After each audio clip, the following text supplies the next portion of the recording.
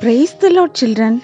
Today we are going to learn the fourth lesson, A Land Flowing with Milk and Honey. Bible portion of this lesson is Joshua chapter 3 to 5 and Numbers chapter 14 verses 22 and 23.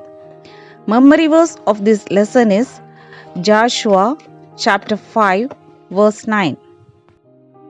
Then the Lord said to Joshua, "This day I have rolled away the reproach of Egypt from you. Therefore the name of the place is called Gilgal to this day." Joshua chapter 5 verse 9. Now the theme of this lesson is, the Lord will lead us in a prosperous path. In the last class, we have studied that the Israelites journeyed from Egypt to Canaan. On the way to Canaan, they crossed the Red Sea, then they traveled through the wilderness and they came to Siddim, that is Acacia Grove.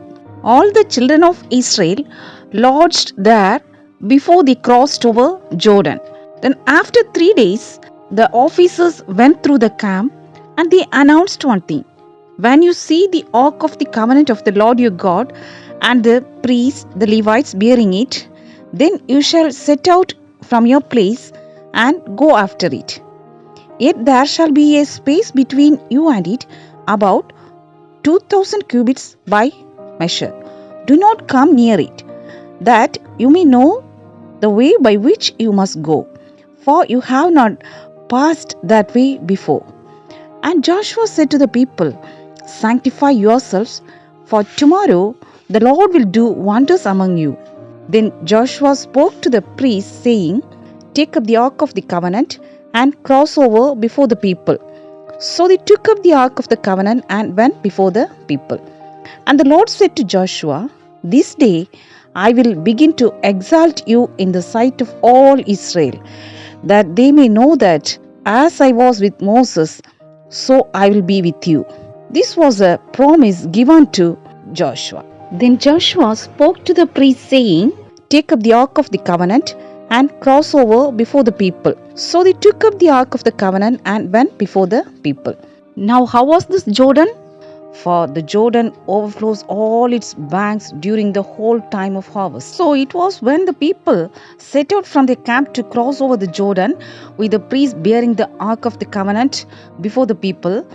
And as those who bore the ark came to the Jordan, and the feet of the priests who bore the ark dipped in the edge of the water, that the waters which came down from upstream stood still and rose in a heap very far away at Adam, the city that is beside Zaratan. So the waters that went down into the sea of the Arabah, the salt sea, failed and were cut off, and the people crossed over opposite Jericho. Then the priests who bore the ark of the covenant of the Lord stood firm on dry ground in the midst of the Jordan. And all Israel crossed over on dry ground. At that time the Lord spoke to Joshua, saying, "Take for yourselves 12 men from the people, 1 man from every tribe, and command them, saying, Take for yourselves 12 stones from here, out of the midst of the Jordan, from the place where the priest's feet stood firm. You shall carry them over with you and leave them in the lodging place where you lodge tonight." We know that there are 12 tribes in Israel. Then Joshua called the 12 men whom he had appointed from the children of Israel, 1 man from every tribe.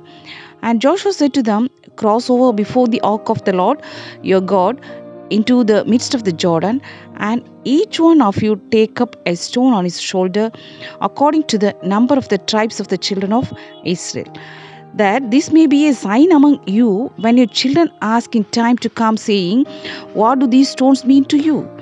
Then you shall answer them that the waters of the Jordan were cut off before the ark of the covenant of the Lord when it crossed over the Jordan, and the waters of Jordan were cut off. And these stones shall be for a memorial to the children of Israel forever."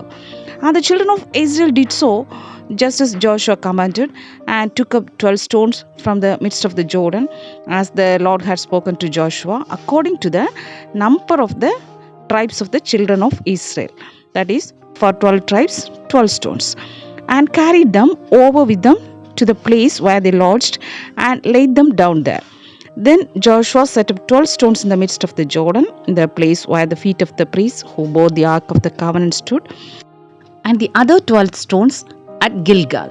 When the kings of the Amorites and Canaanites heard that the Lord had dried up the waters of the Jordan from before the children of Israel until they had crossed over, their heart melted.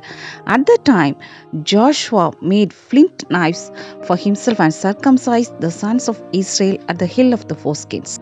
Among the children of Israel, all the people who came out had been circumcised, but all the people born in the wilderness on the way as they came out of Egypt had not been circumcised. For the children of Israel walked 40 years in the wilderness till all the people who were men of war who came out of Egypt were consumed, because they did not obey the voice of the Lord. So it was when they had finished circumcising all the people that they stayed in their places in the camp till they were healed. Now the children of Israel camped in Gilgal and kept the Passover on the 14th day of the month at twilight on the plains of Jericho. And they ate of the produce of the land on the day after the Passover, unleavened bread and parched grain on the very same day.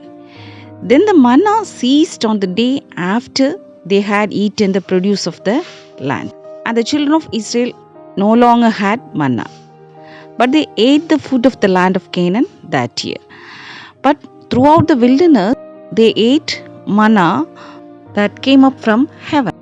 And it came to pass, when Joshua was by Jericho, that he lifted his eyes and looked, and behold, a man stood opposite him with his sword drawn in his hand. And Joshua went to him and said to him, "Are you for us or for our adversaries?" So he said, "No, but as commander of the army of the Lord, I have now come." And Joshua fell on his face to the earth and worshipped and said to him, "What does my Lord say to his servant?"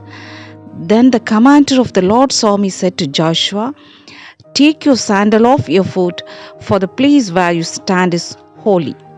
And Joshua did so. Now, what we have understood from this lesson, if we also obey the Lord's commandments, He will set us above all the nations of the earth. Yes, children, how will you obey the Lord's commandments? Yes, we should daily read the Bible, and whatever the commands are there to follow, we should follow them sincerely. We should ask the grace of the Lord to follow all the commandments. Then the Lord will help us. Yes, dear children, I hope that you will also obey all the commandments of the Lord. Okay, children, God bless you.